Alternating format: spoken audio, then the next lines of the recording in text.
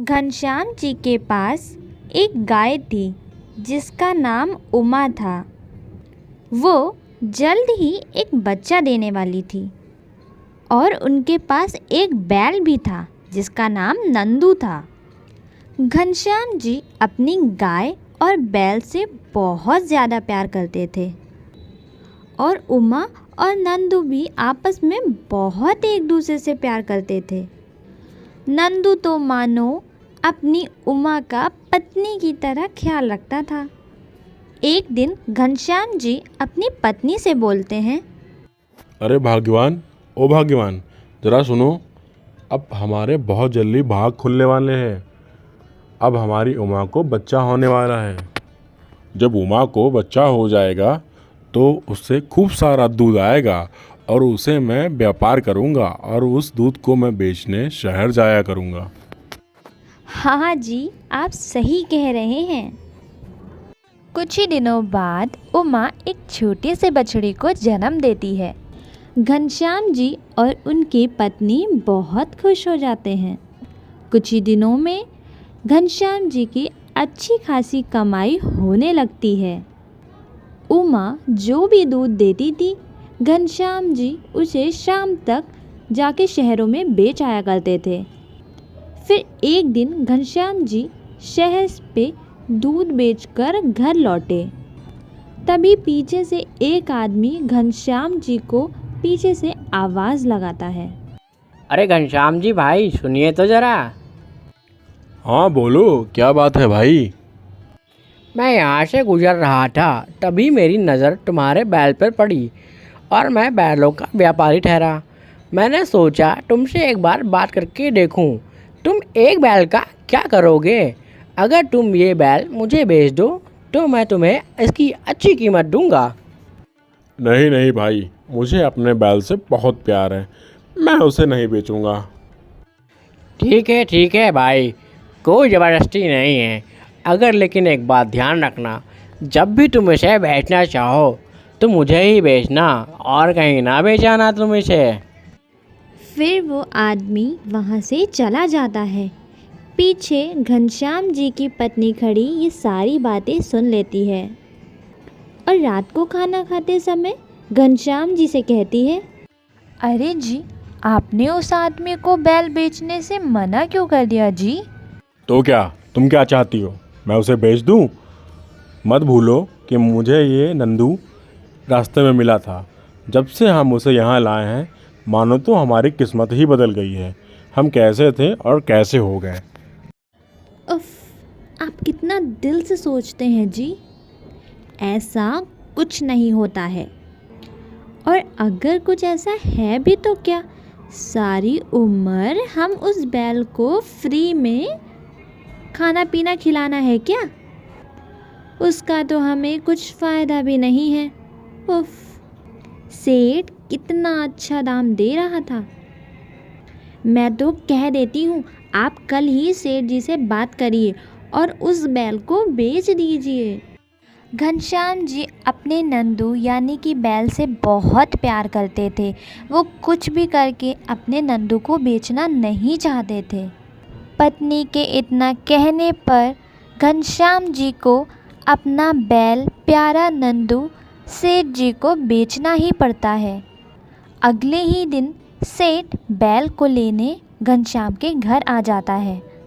जैसे ही सेठ नंदू को ले जाने के लिए उसकी रस्सी खोलता है, तभी उमा नंदू से कहती है, अरे ये कौन आदमी है? और नंदू, ये तुम्हारी रस्सी क्यों खोल रहा है? मुझे तो ऐसा लग रहा है मालिक ने मुझे बेच दिया है। लगता है ये मेरा नया मालिक है। नहीं नहीं, ऐसा मत कहो नंदू। तुम चले गए तो मेरा और हमारे इस बच्चे का क्या होगा? ऐसा नहीं हो सकता। उमा, अब मैं क्या करूं? मैं अब क्या ही कर सकता हूं? मैं तुम दोनों के बिना कैसे जीऊँगा? मालिक ने ऐसा क्यों किया? ना जाने उनकी क्या मजबूरी होगी। अब मैं क्या करूँगा उमा? लगता है मैं उनके कोई काम का नहीं अब, इसीलिए उन्होंने मुझे बेच दिया। फिर सेठ नंदू को वहाँ से ले जाने लगता है। ये सब देख के घनश्याम जी को बहुत दुख हो रहा था और नंदू पीछे मुड़ मुड़ के उमा और अपने बच्चे को देख रहा था। दूसरी तरफ उमा का भी रो रो के बुरा हाल था और वहीं दूसरी ओर घनश्याम जी की पत्नी बहुत खुश थी कि नंदू अच्छे दाम पर बिक गया। रास्ते में चलते चलते सेठ ने नंदू को खूब मारा और सेठ के घर पहुंचते पहुंचते पूरा दिन लग गया। नंदू को बहुत बड़ी गौशाला में बांध दिया गया, जहाँ पर और भी बहुत सारे बैल थे और खाने को सिर्फ और सिर्फ सूखी घास ही दी गई थी। नंदू का उस अनजानी जगह पर बिल्कुल भी मन लग ही नहीं रहा था। उसने वो सूखी घास नहीं खाई और पूरी रात वहाँ से भागने की योजना ही बनाने लगा। वहीं दूसरी ओर उमा ने भी आज चारा नहीं खाया था। वो पूरा दिन भूखी प्यासी ही थी। दूसरी ओर नंदू जिस रस्सी से बंधा हुआ था उसने ज़ोर लगाकर उस रस्सी को तोड़ दिया। अगले दिन जब उमा सोकर उठी तो उसने देखा कि नंदू उसके सामने ही खड़ा है। उमा को अपनी आंखों पर यकीन ही नहीं हो रहा था कि नंदू वापस लौट आया था। उमा, अब मैं तुम्हें छोड़कर कहीं नहीं जाऊंगा। अब मैं यहीं रहूंगा तुम लोगों के साथ ही। सच नंदू? तभी घनश्याम जी अपने घर के आंगन में आते हैं और उनकी नज़र गौशाले में खड़े नंदू पर पड़ती है। वो आश्चर्यचकित रह जाते हैं और वो अपनी पत्नी को बुलाते हैं। अरे भाग्यवान, भाग्यवान, देखो कौन आया है। अरे आओ तो सही, देखो बाहर जाके। आजी क्या हुआ, कौन आया है? देखो नंदू लौट आया है। अब मैं उसे कहीं नहीं जाने दूंगा। आजी तुम क्या इसके लौट आने पे खुश हो रहे हो? सेठ को बुलाओ और उनसे कहो कि वो इसे यहाँ से ले जाएं। हाँ, इस बैल को फ्री का खाना खाने की आदत हो गई है, तभी वापस आ गया है, और कोई बात थोड़ी। अगले दिन होते ही सेठ उस बैल को लेने वापस आते हैं। नहीं नहीं, ये सेठ फिर से क्यों वापस आ गया? मैं इसके साथ नहीं जाऊंगा। अब नहीं जाऊंगा इसके साथ मैं। अरे हे भगवान, हे मालिक, आप ऐसा क्यों कर रहे हैं? क्यों हमें अलग कर रहे हैं? फिर सेठ नंदू को फिर से अपने साथ ले जाने लगता है। इस बार वो उसे मारता नहीं है, घर ले जाकर गौशाले में बांध देता है। उसे फिर से वही सूखी घास खिलाई जाती है। नंदू को इस बार अगली बार से ज़्यादा मोटी रस्सी से बांध दिया जाता है ताकि वो रस्सी तोड़कर भाग ना सके। मगर फिर भी नंदू वहाँ से भागने के बारे में सोचना नहीं छोड़ता है। इस बार भागूंगा तो उमा और अपने बच्चों को कहीं दूर लेके भाग जाऊंगा ताकि हमें अपने बच्चों से कोई अलग ना कर सके। वहीं दूसरी ओर उमा नंदू के बिना बहुत उदास थी। उसके लिए नंदू के बिना जीना एक एक दिन बहुत मुश्किल भरा हो रहा था। उसने खाना पीना तक छोड़ दिया था अपने नंदू के लिए। यह देख के घनश्याम जी और उसकी पत्नी बहुत दुखी हो रहे थे। देखिए ना जी, हमारी उमा को अचानक से क्या हो गया है? खाना पीना तक छोड़ दिया है उसने। अच्छी भली थी, अचानक से इतनी बीमार कैसे हो गई? ये सब तुम्हारे कारण हुआ है। तुम्हारे साथ साथ मैं भी इस पाप का भागीदारी बन गया हूँ। हाँ, मेरे कारण? अरे ऐसा क्या कर दिया है मैंने जो ये सब मेरी वजह से हो रहा है? क्या तुम्हें दिखता नहीं है? क्या तुम अंधी हो गई हो? तुम्हें दिखता नहीं है उमा और नंदू का प्यार? उमा के बच्चे का बाप भी नंदू ही है, इसीलिए वह भाग भाग के अपने परिवार के पास वापस चला आता है। और हमने यह बहुत बड़ी गलती कर दी। किसी के परिवार को मैंने तोड़ा है, इसका पाप हमें ज़रूर लगेगा। आप सही कह रहे हैं जी। मुझसे अनजाने में बहुत बड़ी गलती हो गई है। पैसों के लालच में आकर मैंने किसी का प्यार नहीं देखा, ना समझा। मैंने ये क्या कर दिया जी।